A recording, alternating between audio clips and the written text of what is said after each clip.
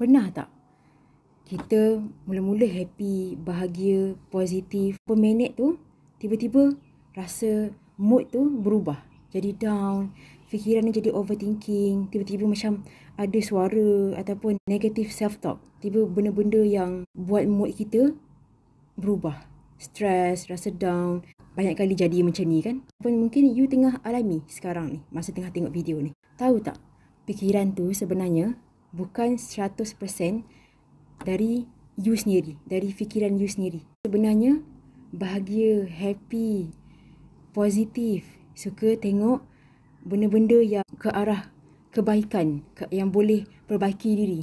Motivation, inspirasi, macam mana nak jadi lebih baik daripada semalam. Fikiran macam ni, yang benda yang tak betul, tiba-tiba muncul.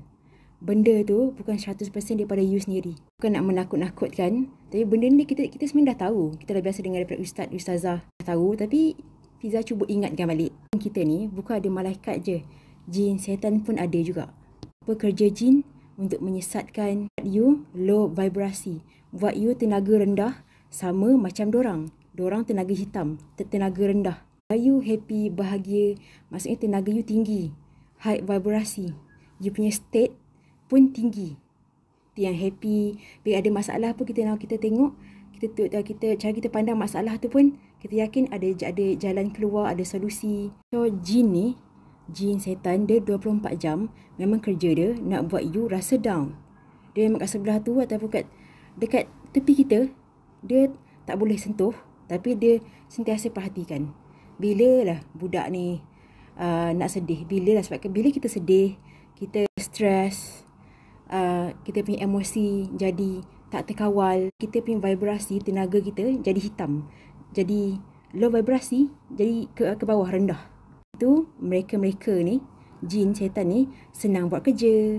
Dia nampak macam okey, budak ni dia punya vibrasi dah sama macam kita ni, dah hitam, dah sama frekuensi, dia cocok.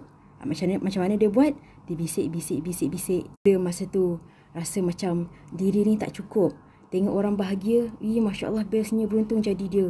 Kenapa dia dapat apa yang dia nak? Aku ni dah doa, aku dah usaha, tapi tak dapat apa yang aku nak. Terus muncul pemikiran macam tu. Dari siapa? Dari benda-benda ni. Kena ingat, benda ni tak berkuasa atas izin Allah. Ini boleh hasut, boleh kacau you, sama vibrasi, sama tenaga